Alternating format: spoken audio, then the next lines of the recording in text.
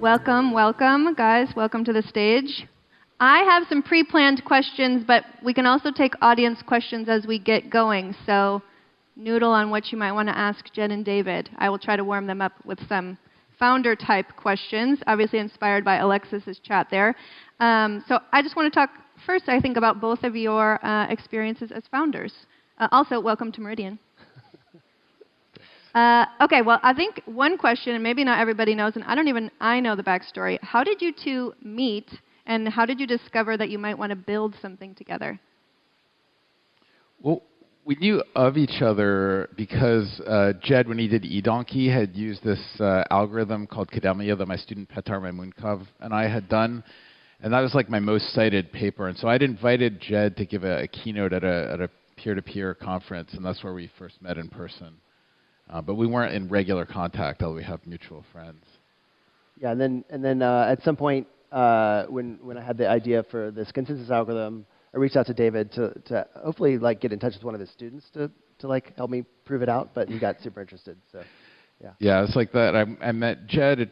There's all these things pointing, and somehow like this, literally the stars were aligned. So I love like a lot of my research projects have star in the name, and like I like stars. And like here's this thing called Stellar. It turned out the office was like a block from my house. It was like, oh, why don't I come down and we meet in person? And then yeah, Jed was like, maybe do you have any students who could do this? And then I found like the whole next week at Stanford, whatever I was supposed to be doing, I was just like thinking about this consensus problem, and I was like, this is actually tractable enough that I think I can crack it, but hard enough that like nobody's done it before, and here's a possibility for immediate impact. So it was right in the sweet spot. Okay, well now that you're going into that, I was going to touch on this later, but I'll ask you now. So was the Stellar Consensus Protocol, so for anyone who doesn't know, it's the underlying consensus mechanism for the Stellar Network. Was that something you were already kind of had the idea, and then it like developed after you met Jed, or how did it kind of?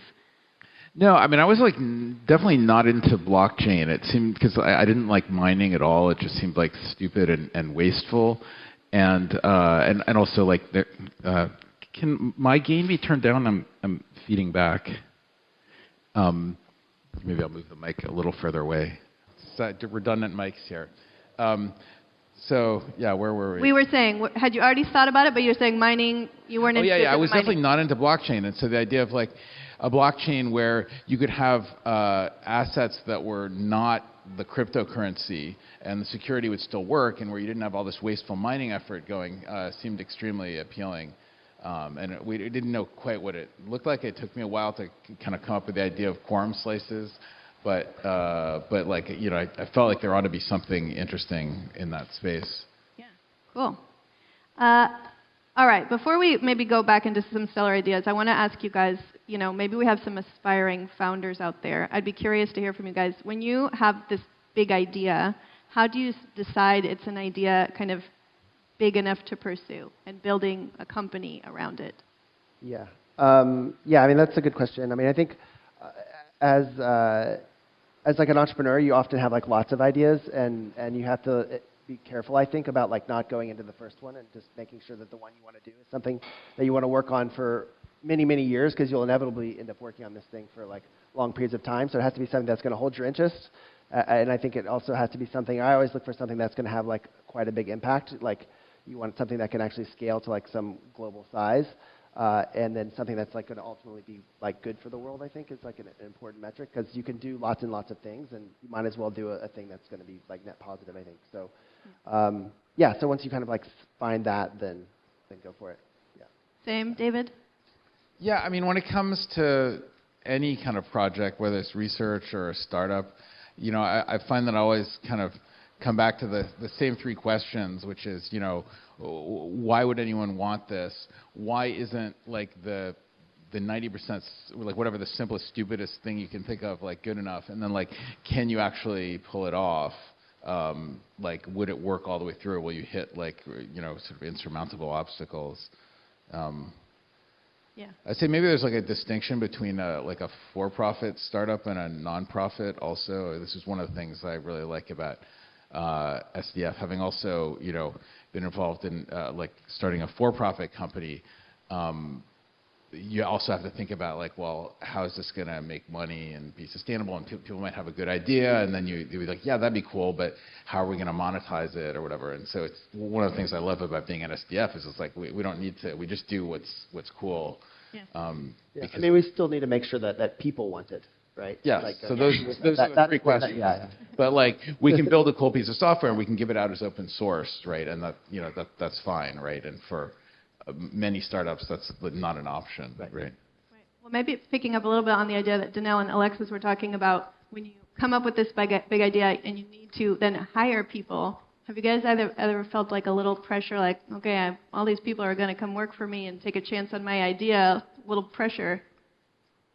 Yeah, I mean, it's definitely one of the things that makes it like nerve-wracking to run a company is that a lot of people are depending on you, not just out there in the world, but like on your team, right? So, yeah, it is stressful. Stressful. Yeah.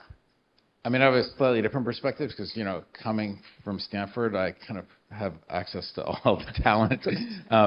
So I actually think maybe one of my mistakes early on at Stellar was like almost too worried about conflict of interest. Like we had someone who wanted to come work for Stellar, and I was like, well, let me introduce you to somebody else just so you have multiple options. And then he ended up taking the other job, and I think it would have been better off at Stellar, that kind of thing. But yeah. Competition. Okay. I'm going to come to an audience question after this, so get yourself ready. Jed, this question is for you. So you've been a founder now, I think, 5 times over. It's Stellar, Astera, Ripple, eDonkey 2000, and now Vast. Those are just the things that worked. I mean, those are the things that worked. Okay, lots of I founded lots more things. Yeah. How has your idea of the role of being a founder changed from that first eDonkey 2000, I guess, to now? Yeah, I mean, I guess I've obviously learned a lot over the years, and I guess the way I approach it now is more mature, I'd say, and just where I'm not trying to do every little thing. Like in the early days, for the early startups that I did, I was doing everything, and now it's definitely at Vast, I'm just assembling the team really, right? So yeah, so it's those are the main things I think, and just I don't know, there's a lot of just little bits of wisdom that you kind of picked up along the way, and just understand how to build a company way more than what I did in the past. So yeah. So. Do you feel the same way that Alex said being a CEO was a burden? Oh, it's certainly a burden. Yeah. Okay. Yeah. All right. Any audience questions out there? Okay, we've got one here. I don't know if there's a mic anymore because I think we took the handheld. Just talk loud. Yeah.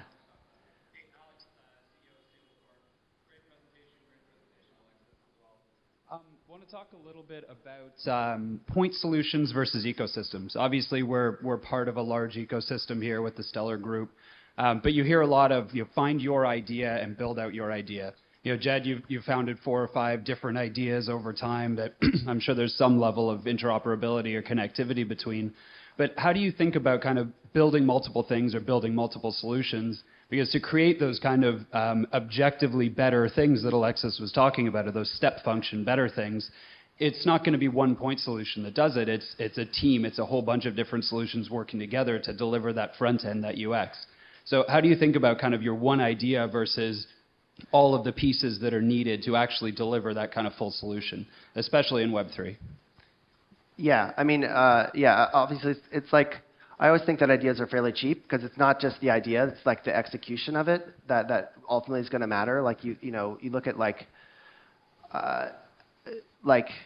there's lots of companies that like you were saying, Reddit is built on other ideas that are very similar, but the execution of Reddit was just better than these other things, and so it took off, right? And that happens over and over in software.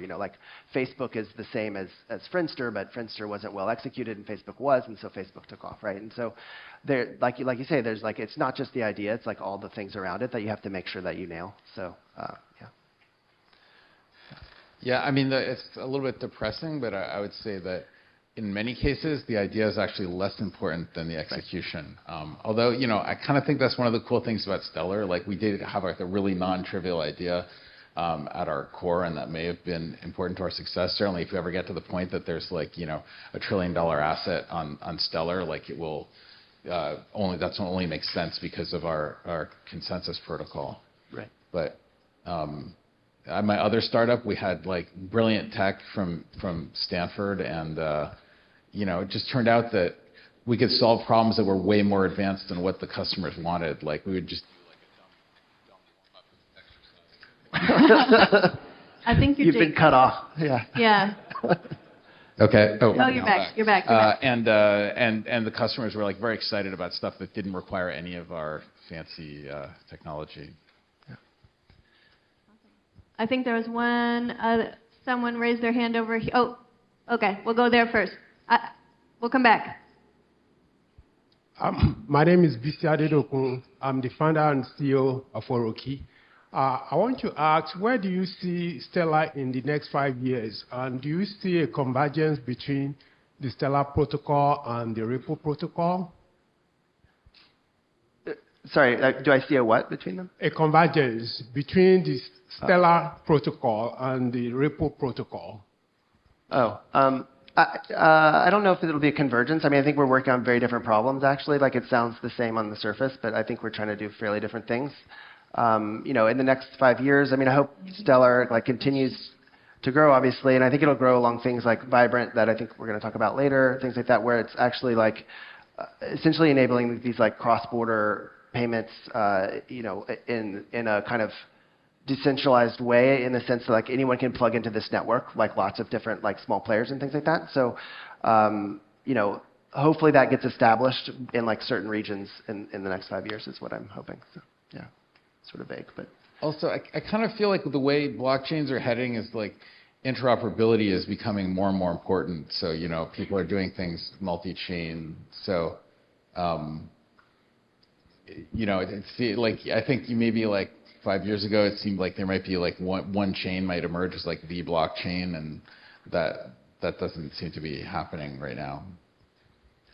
That is a perfect segue for me to just let you all know about our Bridge Bounty program that we just announced yesterday that is actually solving this interoperability multi-chain solution. So you guys should read about it. But maybe picking up on that and what Alex was talking about, thinking about building out an ecosystem, are there specific things you guys would like to see built on the network soon that you think kind of over the next 5 years will be really important to our success? Yeah. I mean, all the stuff I would like to see built it's fairly boring. It's just continuing to add anchors to the network so there's more assets, more high quality assets, and then continuing to have more interoperability between different payment providers and so it's kind of simple stuff, but it's the stuff that actually makes it useful and where people have some actually value out of this network, right? So it's nothing shiny, but yeah. I mean, I guess there's, I'm, at heart, I'm really an engineer, so I get excited about the shiny objects over there. So we've been talking about some scalability stuff that really isn't necessary now, but if we're successful, we're gonna have to massively scale up, and I think there's gonna be some really neat technology for scaling transaction rates. So I'll be excited to see that built when the need arises. There was someone over there who had a question. Hi, Marcus from Script3. Mostly out of curiosity, what consensus mechanism research are you guys currently excited about? Yeah, I haven't been following the other things that closely. Yeah, so I don't really have a good answer. Do you have anyone you've been looking at? Yeah, I mean, I'm jaded, so okay, Okay, well, maybe on the kind of competitor track, though, there was a question we wanted to ask you guys about, and kind of related to transactions. Do you think Stellar could handle the traffic of one of the top networks, like Solana or Ethereum, if it came tomorrow? I think we're already past. Yeah, we're way past Ethereum. I mean, it's I think it's because Stellar has not just payment transactions, but the exchange built in, and exchanges use way more traffic than just a payment network. So we actually do quite a few transactions per second compared to other things out there in the world. So I think we would handle it fine. I don't know. I wish people would banish the term transactions per second and talk about payments per second and trades per second or something. Those would be more useful metrics. Yeah. I wish I could put up the realtps.net website right now so you guys could see what networks actually process Stellars ranked very highly, just so you know. Okay. Since we just also had Alexis up here, and kind of forum and culture community is really important in the blockchain space in particular, I'm curious, how you two think about those kinds of forums as a place to share ideas and get inspiration for what you're building. Jed, I know you, maybe early days when you were building, you spent a lot of time in Reddit. No? Maybe? True or false? I don't know. I'm speculating right now. Well, in the really early days, everybody was on the Bitcoin forum, which I think was PHPBB, actually, like he was talking about. Or actually, no, maybe it was something different. But still, it was like, old school internet forum where like basically everyone in the crypto community at that time was on. And like that's where I had kind of the first ideas for Ripple that eventually led to the Stellars ideas. So yeah, I mean, I think this is, obviously new technology. There's like tons and tons of ideas. It's hard to keep up with like I'm not following all these new consensus algorithms because there's just so many. And just having that kind of like bubbling ecosystem that you can kind of pull from is like super valuable, I think. So, yeah. I don't spend a huge amount of time on forums. It seems like it could like really suck up a lot of your time. I would say that the one that I use the most is like the Stack Exchange things, just because even though I'm an expert, there's things that are hard to understand in like the C++ language spec, and so like I can go there and there will actually be experts who like answer questions really well, and then sometimes I give back. What I would love to see, maybe is coming back to things that we might hope to see built on the Stellar network, is like some kind of market for reputation between these things, because like I can go and get tons of karma by like answering easy questions about Linux, like give people like sed scripts, and then it'd be cool if I could like use that karma and like buy answers to questions about C++ or something from experts. But there, even on Stack Exchange, there's not a market between them. But if there would, you could also figure out like the value of these different message boards, like which ones actually have higher quality answers, because like the value of their reputation goes up. I like this idea. Knowledge exchange. Are there any other audience questions? Oh, one over there. Larry from Kawi. What are your plans regarding like smart contracts capability on the network? Maybe. Well, I don't want to scoop anything. There's a session on this tomorrow morning that you should come to, 10 a.m. Yeah. We've got big plans. Stay tuned. Yeah. Want to hear about smart contracts? Tomer Weller's going to talk about Tomer. that at 10 a.m. tomorrow. Yeah. Okay. Any other questions? Oh, here we go.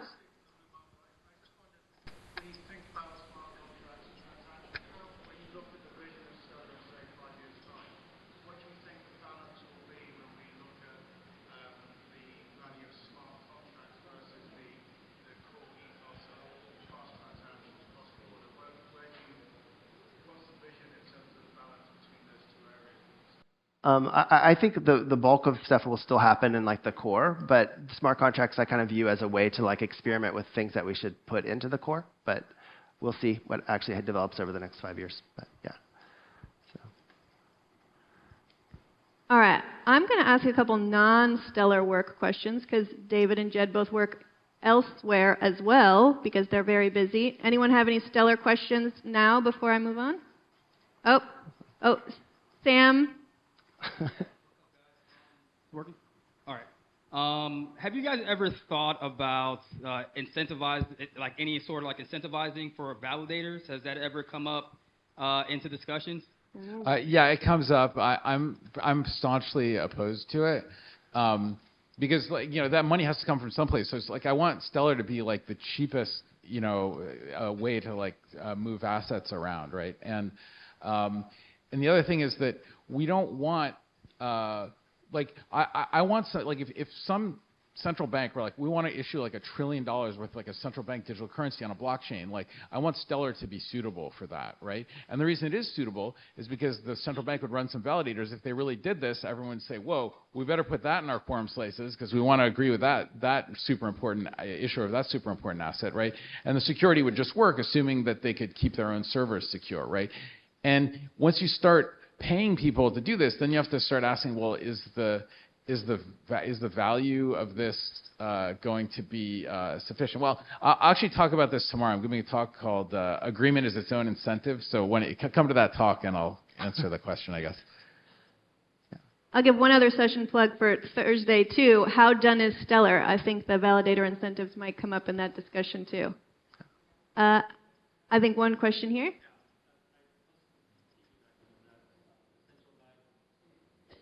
Just hi. Central bank digital currencies. What is the development there? I mean, there's central banks that are very arcane and bureaucratic institutions, and you got Stellar, which is on steroids. What's that experience been like in terms of adoption and the central bank's willingness to switch? Yeah, I mean, it's a long road, obviously. I think there's a lot of interest from like central banks around the world about like blockchain in general, not just Stellar. But I think it's like it will be a long process before they actually like put stuff on there, I believe. But yeah, I don't know. Switching again. Yeah, I guess I talked to more central bankers from like the Stanford point in my Stanford job than the Stellar job. My sense is that a lot of central banks they're relatively conservative, right? So it'll probably so all the stuff that's happening now with like stablecoins and stuff is great for like de-risking and showing the potential value of a CBDC. Yeah. Yeah. And I think what David's saying, like the stakes are really high for building a CBDC when you're a government institution. So I would recommend you find Paul Wong, who's on our team, and he heads up our CBDC work. So I'm sure he'd be able to tell you a little bit about things we've built in some of the G20 tech sprints, particularly around CBDCs on Stellar. Okay, we only have a couple minutes left, so I want to get a couple of questions to you guys. David, so obviously you work at SDF, but you're also a professor at Stanford, as you mentioned. And I'm just curious, what do you like about the academic world or dislike? Because you kind of get this flavor of academia and private sector tech startup. Well, I mean, what I like is just being around super smart people. I mean, I love the Stanford students. They're a pleasure to teach, and the PhD students I advise are just absolutely amazing people. So I learn a lot from them. I guess what I dislike right now is, and maybe I'm just showing my age and old people get kind of cranky or whatever, but I just feel like academia is getting increasingly risk averse, and there's just like a lot of bureaucratic stuff to get through to get anything done compared to when I've been a professor for 22 years now. And just the stuff's just a lot harder to get done. Just something like hiring someone, it's a lot more hurdles. And I think it's bad to be risk averse in an environment where you're trying to do research, right? So I'm curious, what is your balance, if you had an ideal balance between lecturing versus research? Do you like lecturing better or the research part better? I mean, you kind of want to do both because you need to kind of be at the cutting edge in order to teach well. And you also want to create a pipeline of students who are like interested in doing research. So there's a good synergy. I feel like the teaching load at Stanford, where I teach like 2 or 3 10-week courses a year, is like a very nice balance. Okay, Jed, I have to ask you, because you just announced a mission to develop the world's first artificial gravity space station. You heard me right, artificial gravity space station, so people could live and work in space. So how's that going? It's going great. Yeah, it's super interesting. It's obviously a big departure with what I've done historically, but it's fun to like it's still an engineering problem, but you're not constrained by what a computer do. You're constrained by like physics, which is like kind of cool to think about in a different way. So, but yeah, it's not software, so it moves slower, but getting used to that. What does the R&D on a project like that look like? Well, you just have to hire a bunch of mechanical engineers and do a bunch of design work, and then eventually you get there. So yeah, I mean, what we're doing is there's no real science involved. It's nothing that we have to there's nothing new we have to develop. It's just like a big engineering project, essentially. Okay, so, I just imagine some engineers in like a big warehouse, like building like a, capsule where you go in and simulate. Yeah? Eventually. Okay. Yeah. Stay tuned for that. Okay, we are almost out of time, so I'm going to ask last time for any questions in the audience. Oh, right there. maybe stand up and talk loud.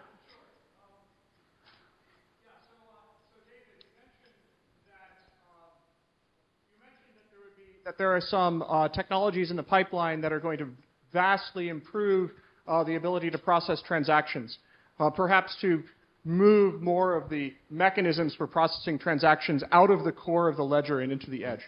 I said the former, not the latter, but go on. I understand. So what I'd like to ask is, what do you see as the future of the Lumen?